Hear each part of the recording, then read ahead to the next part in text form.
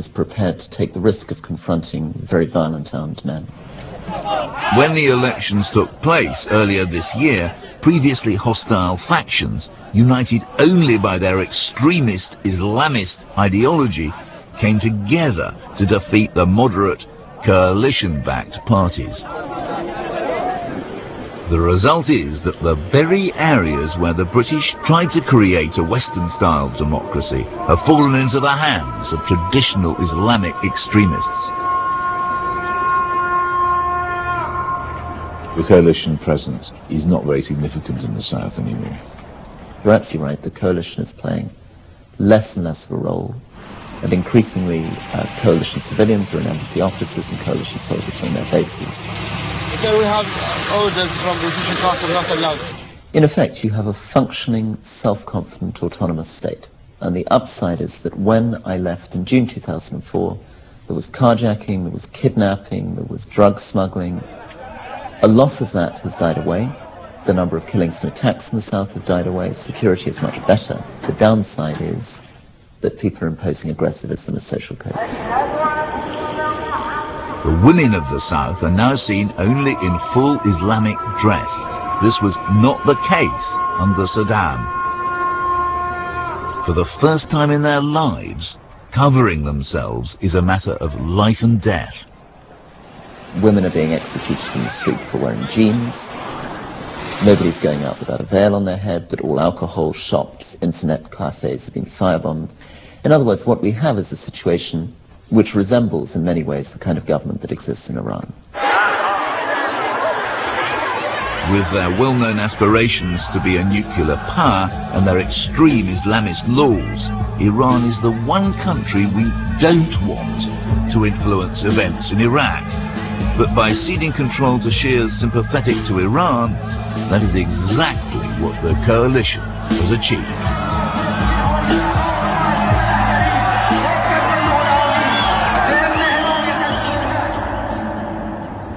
The axis of evil, which George W. Bush conjured up in his famous State of the Union speech 2002, never existed.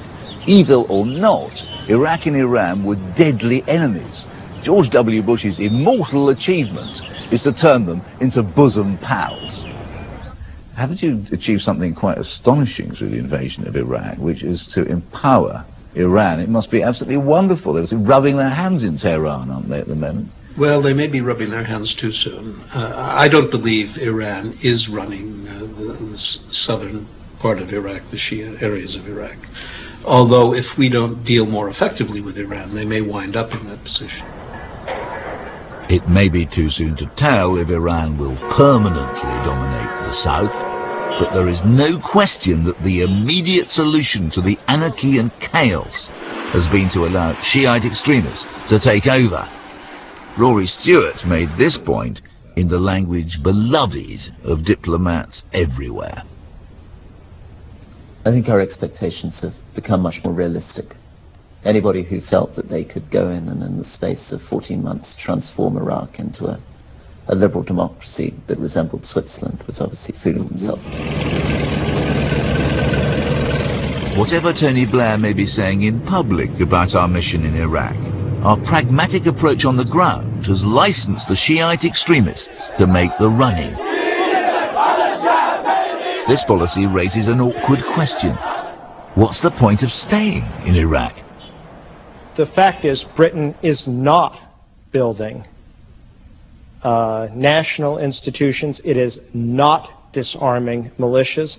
It's not challenging the power structure in the South.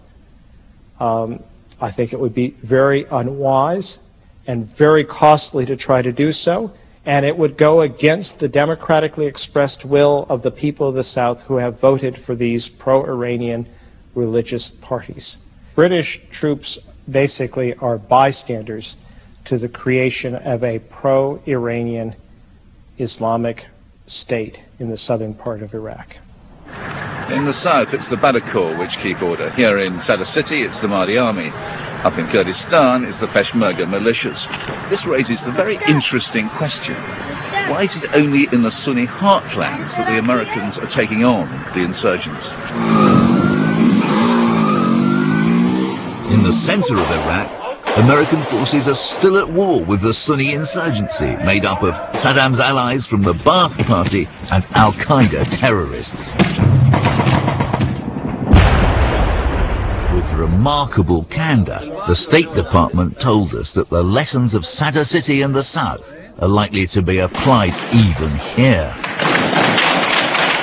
We understand and accept that many of the people in this insurgency are indigenous guerrillas who are fighting, we think mistakenly, for either national pride or to bring back the old regime or to fight off what they think is Iranian threats or whatever, or foreign occupation.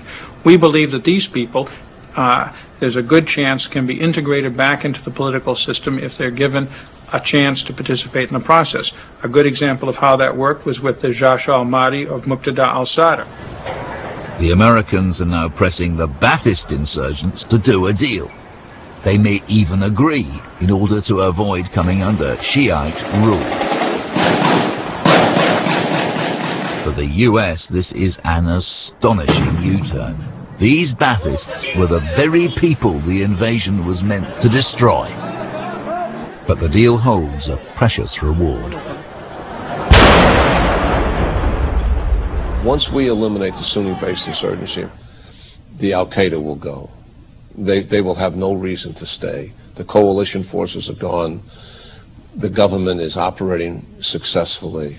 They will have to leave and go someplace else. It would be senseless to stay there. We can make whatever pronouncements we like about the future of coalition forces in Iraq. Tony Blair says, we will stay as long as it takes.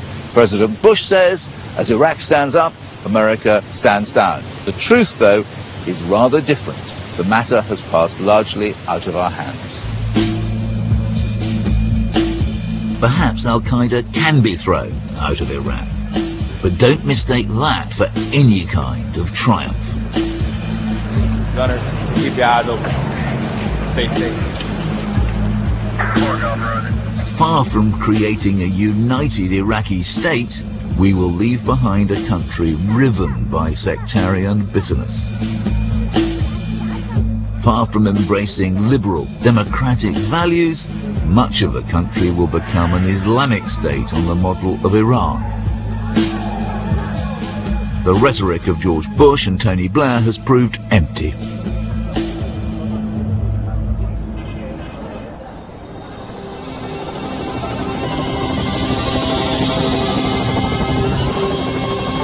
Let's come out of denial and admit that the invasion of Iraq has failed. Tens of thousands of Iraqi people have died. It'll soon be time to leave and allow the forces we have unleashed to shape the future of Iraq. And it's not going to be the future our troops fought and died for.